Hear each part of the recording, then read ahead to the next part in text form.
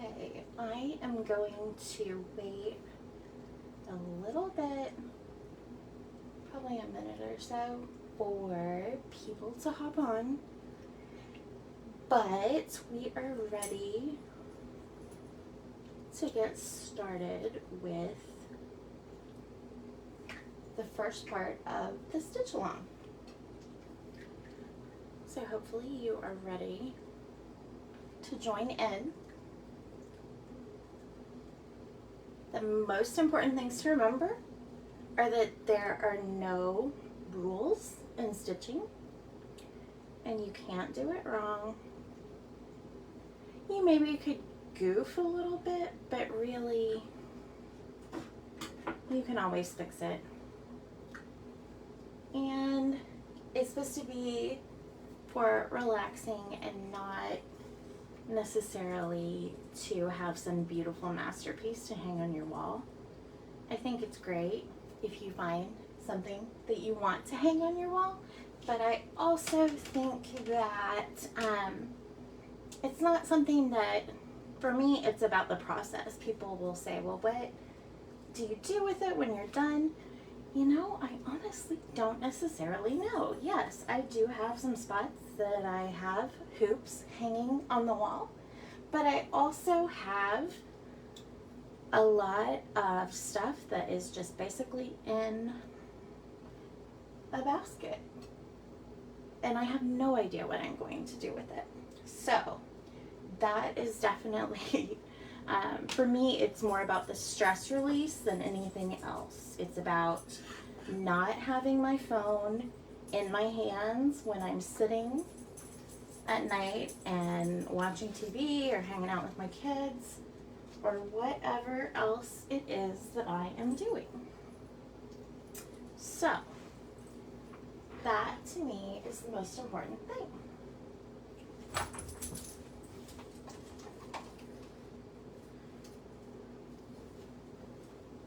All right, the first thing that we are going to do is you're going to want to lay out your fabric and put it in the hoop. So you've got your little square fabric. I always use a backing typically just because it looks more quilty, looks more, I don't know, I like it chunky, and I tend to use a great deal of thread, so it typically needs the backing in my case because sometimes the fabric isn't quite strong enough to handle all of the threads. If you can see here, and hopefully my dog is not distracting people too much in the background as she makes crazy dog noises on the floor. But I like to, this is some pretty thick thread that I've got that I use, so it definitely, when I'm doing something like that, and you can possibly see better on the back, like this is pretty thick thread. So then it is definitely helpful to have another layer of fabric just so that you can pull it tight and not worry about messing up the main fabric that you're using that has your design on it. So all I've done, I will say if you have your fabric and it's got creases in it, it's never a bad idea to press it. I am an obsessive presser, I guess you could say. So I tend to take mine out of the hoop and press it quite a bit. So I'm just laying them together. I am going to look and figure out which part I want to specifically work on. Tonight, the first stitch we'll do is the running stitch, so I'm going to focus right here. So I want to make sure that that is the area that will go in the hoop. You can either, and it's probably easiest, especially in the beginning if you're doing it like this, so if you want to position the outer ring of the hoop you loosen the little, what is that? Screw. It's a screw. Slightly distracting tonight. So,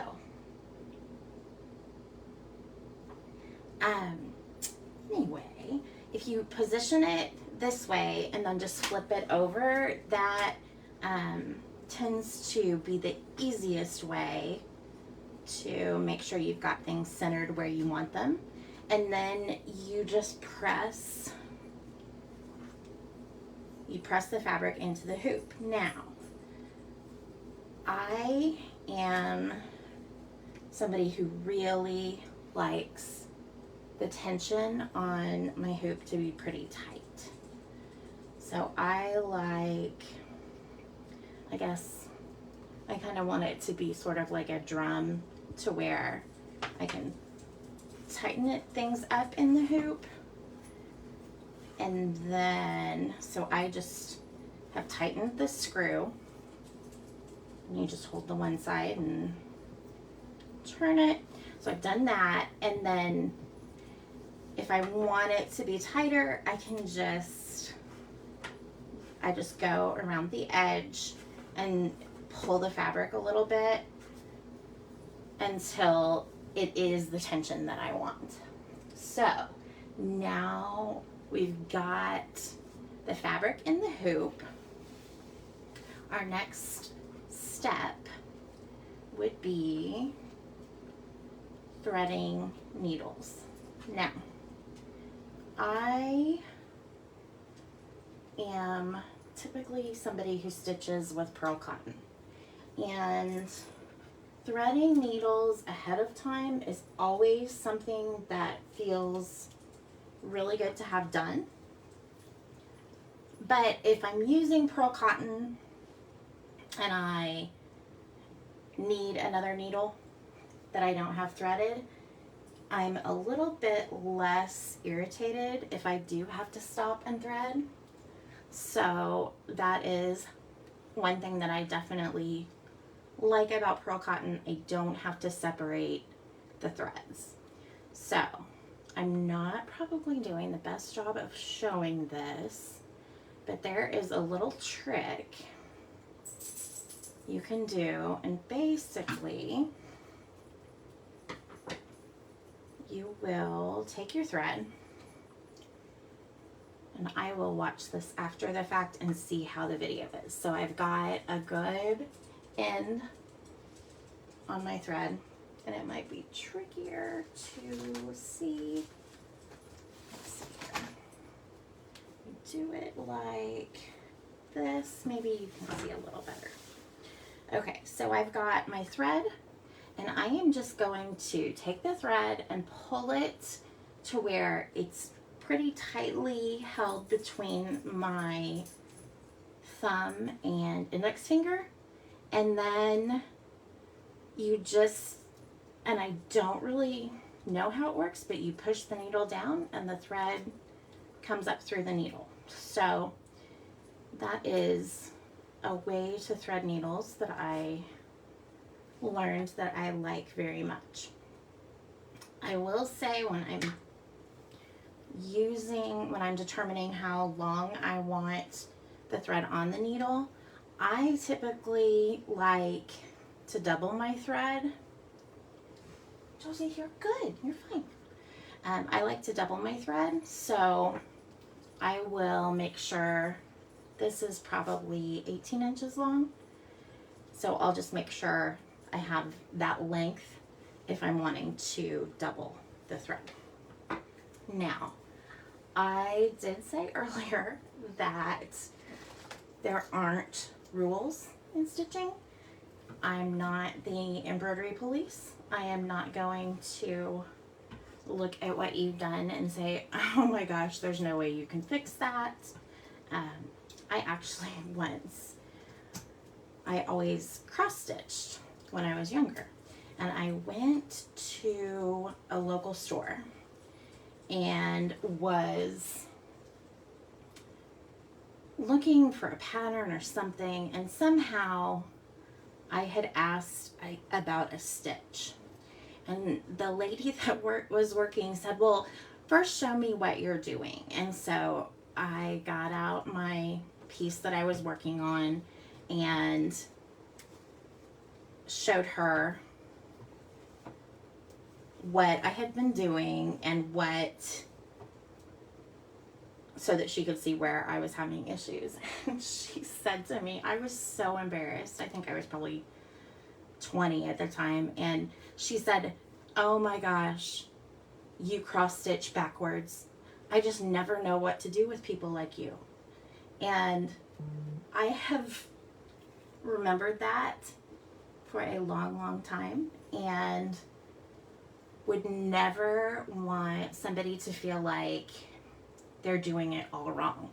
So if you end out running into something that you're struggling with, shoot me a message. But just know that there really aren't rules in this. And my mom is more of a quilter who doesn't really do a lot of hand stitching. She will look at what I've done and be like, oh my gosh, your stitches are so perfect. Well, my stitches maybe appear perfect, but that's what I do. Whereas she would sit in the evening and make quilts, and so I stitch. So I've gotten good at stitching as a rule, I suppose. So now we are going to start stitching. You can be really official and just hold your thread on the back of your fabric. So you would just, let's see, if I were going, I'll show you what I'm doing here. I'm going to go from behind, and this is the running stitch. I typically tie a knot in my fabric, or not my fabric, in my thread, so that I'm hoping you guys can see that. So I just tie a little knot and pull it through. You can not do the knot and then hold your fabric and then secure it as you're stitching, but I just don't do that. And obviously this is messy. I mean, and that's okay. I really feel like you can look at this, and this is a somewhat, quote, perfect thing that I've stitched, but really, if we're talking about real life, this is more what, you know, this is a better depiction of my life. Does that make sense? Because Lord knows, I think we've all got, you know, zigs and zags and big knots where things got all tied up. So I don't really worry about the back and how it looks. So for the running stitch, you're going to bring your thread up through the fabric, and then you're just going to go back down at the end of the stitch. So I've just got these lines, and I drew these because my mom said, you know, it's probably going to be easier for them to see how to do it if it's on a solid color fabric. And she probably was right, because moms are typically right. So you just bring your thread up and down, and I don't know if you guys could see my fabric wasn't as tight as I like it. So I'm going to pull it tighter. I have trouble with my hands, so I always use these. They're called Morgan lap stands, but I use those because if I am just holding my fabric in my hand like this, I can't stitch super long. I start to, I guess I'm getting old. So I've got my glasses on with my bifocals, and I use a stand so that my hands don't get sore. So if you just come up and down. Now you can, if you want to get just really crazy, you can keep your needle on the top of your fabric, but like I said, that's getting pretty crazy. You're just gonna go across, and I do try a lot of times to keep my needle on top of the fabric, but there are other times where I don't. Sometimes I really try to just be super stitcher. I don't really know. And I will thread multiple stitches at the same time. Frequently, I will get a little knot in my thread. And so you just go up and down, and hopefully it doesn't totally stress you out and you find it kind of relaxing. And I just, again, there aren't rules. So for today, your job is to do the running stitch. And I will say, the way I have done my hoop, I, for the most part, have used the color thread that's the same color as the colors in the design. However, on some of the spots, I decided that I was not going to have so much yellow. Not that there's anything wrong with yellow, but it's not my favorite. So these here are running stitches. Whenever you have the little space in between the stitches, that's a running stitch. And it's partly called a running stitch because you can just run your thread, your needle and your thread. So I will say it is harder with this specific design. It is harder to make sure, if you want to try to keep your needle on the top of the fabric, it is a little bit harder because there's not as much space in between the stitches. So it might be best to just do them individually at this point.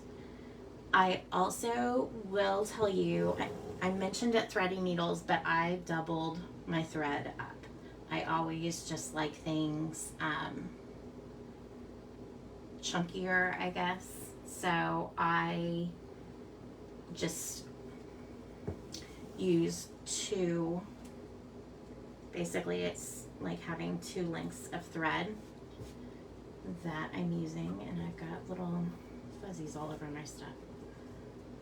So you just are gonna go up and down. You can use whatever colors you prefer. There aren't rules. And as you're stitching, what I would really encourage you to say, especially if you're a beginner, is that